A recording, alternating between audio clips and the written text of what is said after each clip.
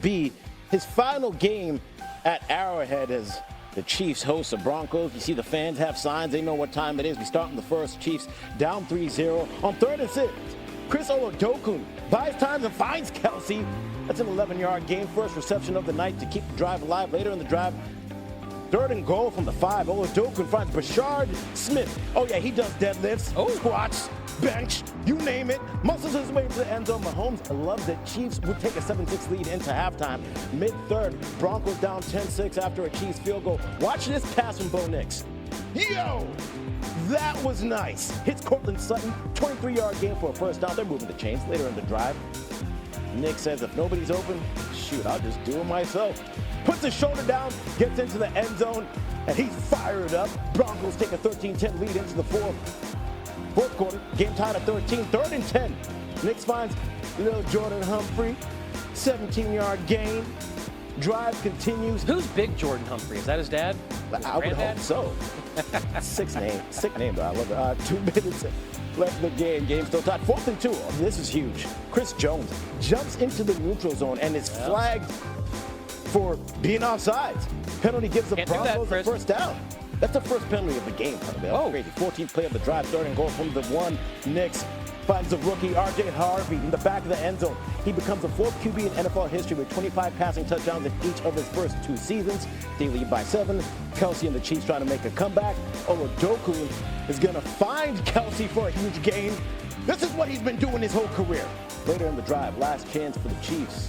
Oladokun trying to find some Mahomes magic here. Launches it to Hollywood Brown. It's too high. That ends the game. The Chiefs fall to the Broncos by 7. Kelsey chatting with Knicks, taking everything in, throwing his gloves into the crowd. After the game, here he is. You asked about by us, and I know you asked about touchdown yesterday. That's possible. Did that ever cross your mind? No, the only time it ever crossed my mind is I was driving in the other day and I saw how much the Powerball was. And I was like, man, if I could just win that, I wouldn't have to work another day in my life. The Broncos overcame an early 10-6 deficit in the 3rd quarter to beat the Chiefs Thursday as they continue to find ways to win this season. Denver has either set or tied the NFL's single-season record with 12 come-from-behind wins, 11-1 score wins, and 6 wins after losing the turnover battle. They can clinch the AFC West with the Chargers' loss versus the Texans Saturday. For more on the Christmas NFL games, we bring in former NFL quarterback Tim Hasselbeck. Tim, hard to make much of yesterday's game versus the banged-up Chiefs, but what do you think the ceiling is for this Denver Broncos team? Well, I think they're a really good football team, regardless of how they've won their games. They've won a lot of them, and they're a battle-tested, well-coached team with an outstanding defense, a quarterback that can get hot. So look, I believe that they can be the representative of the AFC in the Super Bowl. I do think they can be that good. Are they a perfect team? No. I mean, look at what Jacksonville did to them a week ago in their own building. But that doesn't mean that on any given Sunday you can't see a dominant defense. You can't see a quarterback, get red hot in a game, a guy that in Bo Nix that can do a lot with his legs. And so when you look at how the AFC looks to, potentially be, especially in terms of experience at the quarterback position in the AFC, with guys like, Mahomes not going to be in it and things like that, then yeah, I think that Denver can do a lot of damage and be extremely dangerous.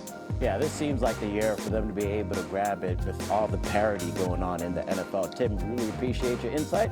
Stand by. All right, let's talk about this Lions-Vikings matchup where it's kind of been a dull roar for Detroit in December. Coming in, having lost 2 in a row, their playoff chances on life support against a Vikings team that, well, you've seen their offense play ball. It's been ugly. Speaking of ugly, how about this from Jared Goff and the Lions? 3rd and 1 on their own 18. They bumble and fumble the snap. Andrew Van Ginkel recovers on the ensuing possession. Aaron Jones from 1 yard out. Tough. Touchdown. 7-0 Vikings are up early. Late second, same score. Lions going for it on 4th and goal. Check out the catch by Isaac Tesla. Going up to haul that one in and landing hard. Goff likes it. We're going to halftime tied at 7. Early third, same score. Lions 3rd and 18 on their own 28. Goff under pressure and just throws one up that easily picked by Byron Murphy Jr. Of course, the Vikings offense didn't really do much with it afterwards. They did, however, kick a field goal, making it 10-7. The next time that Jared Goff touched the football, Harrison Smith steps in front and picks him off right there. Back-to-back throws picked by the Vikings defense. Again, they would kick a field goal after that turnover. They're up 13-7. Less than 4 minutes left in the fourth quarter. It's a 13-10 Vikings lead. Jordan Addison on the end around. So fast, and then look at the play diving over the pylon. Is he in? He is in, they ruled. 20-10 the score there. Next drive, 3rd and 10 for the Lions. What is going on? Goff fumbles a snap, and again, Andrew Van Ginkel rips it away from him. Goff had This is 5 crazy. turnovers. This is wild. 23-10. The Vikings win the game and pretty much end the hopes of the playoffs for the Lions. Entering Week 15, they were 8-5, hadn't lost consecutive games since 2022.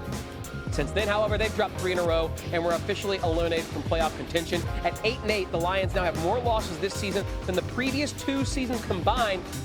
They're currently in the basement of the NFC North. Who would have seen that coming way back in August? Tim Hasselbeck back with us now. So what went wrong for this Vikings franchise, or this Lions franchise, I should say, this year, that Dan Campbell and co are missing the playoffs?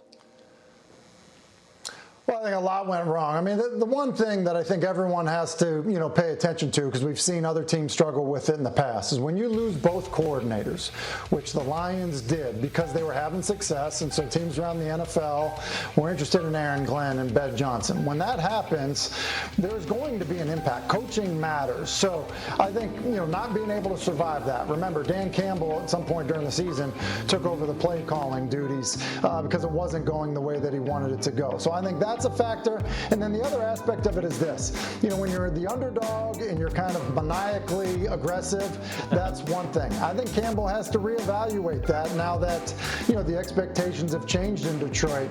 The Philadelphia game sticks out to me as a game that they just were so aggressive, wasn't great weather, and it probably, because of their lack of success on 4th down, probably cost them a football game.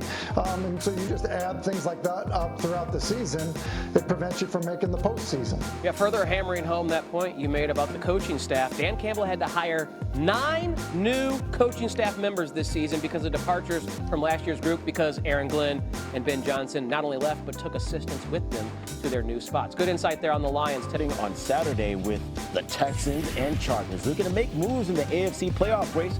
The Chargers have clinched a spot in the playoffs but need a win to stay in the AFC West race with the Broncos, while the Texans can clinch a playoff berth with a win or a close loss. The Ravens visit the Packers with their playoff hopes dangling by a thread. According to ESPN Analytics, the Ravens have just a 6% chance to make the postseason and will most likely have to play without Lamar Jackson this weekend, who's listed as doubtful entering the game. Josh Allen and the Bills head to Philly to take on the defending Super Bowl champion Eagles. This game marks the latest regular season matchup between the defending Super Bowl champion and reigning MVP. The Eagles have won 3 straight against the Bills, the most recent of which came in 2023. And on Sunday night, the Bears and Niners look to improve their position in the playoff race. The Bears can clinch the NFC North title with a win or Packers loss, while the 49ers need to win their final 2 games to lock up the top seed in the NFC. Tyler? Yeah, Scooby, look who's joining us now in studio, the one and only Jeremy Fowler with us to provide some information on the quarterback situation we're seeing here in Green Bay and Baltimore. Let's start in Green Bay. What's the latest you can share about their situation? Yeah, I'll start with Jordan Love. He is trending in the right direction. He practiced throughout the week, felt good. He believes he's put himself in a position to potentially play, but he has to pass through all 5 steps of that concussion protocol, which includes being cleared by an independent neurologist. So Matt LaFleur is still processing all that information. Green Bay is notoriously sort of cautious with injuries, so we'll see where that goes. But Love, they hope, is moving in the right direction here. Meanwhile, Malik Willis didn't practice a lot, but he said this week, hey, I'm going to be ready to go if they need me. This is a quarterback who played well last week. Maybe made himself a little bit of money in free agency in March. Meanwhile, the quarterback on the other side, as Scooby mentioned, looking doubtful for tomorrow's game. That would be Lamar Jackson. What are you hearing about his availability? I don't really think this was very close all week, Ty. You know, he's listed as doubtful. I haven't heard anything to move me off that point that he has a really good chance to play. Talking to people there, they said, look, he took a pretty painful shot. That knee to the back just made it to here. He couldn't go back in the game, and he really couldn't practice all week. It was never a situation where, oh, he's trending up, or maybe he'll get there. I just doubt he's going to play, and look, this is a must-have, obviously. So if they can get this one, maybe he'll have a chance to go next week, and they can try to sneak into the playoffs here. But it's looking like, for all intents and purposes, his season could be sort of done. And that matchup next week with the Steelers, of course, the team there vying for AFC North supremacy with. All right, so there's information. Now we need analysis. That's why Tim Hasselbeck is back with us. Tim, which QB situation is more concerning to you, the Packers or the Ravens for tomorrow? For tomorrow, it's actually Green Bay. Long term, I think it's the Baltimore situation.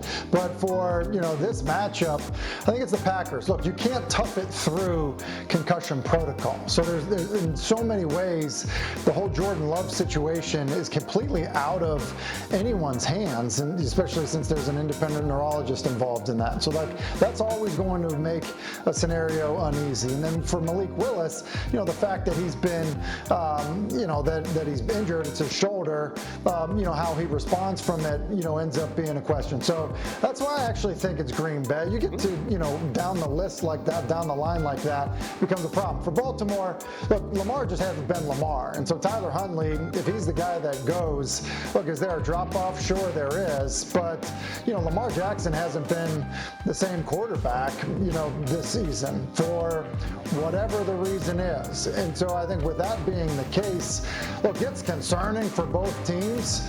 But when Lamar wants to, he can play like an MVP. You know, I think it's just, I guess from where I sit, it's kind of surprising that it's not even close for him to be able to go in a game with this type of, you know, impact on your potential, you know, postseason aspirations. And so, you know, Tyler Huntley getting the go versus, you know, maybe a mystery quarterback is the third guy in Green Bay. That's why I think it's more concerning for Green Bay. All right, let's turn back to a team that played last night. The Chiefs taking an L at home to the Broncos. Jeremy, a lot potentially being made about the end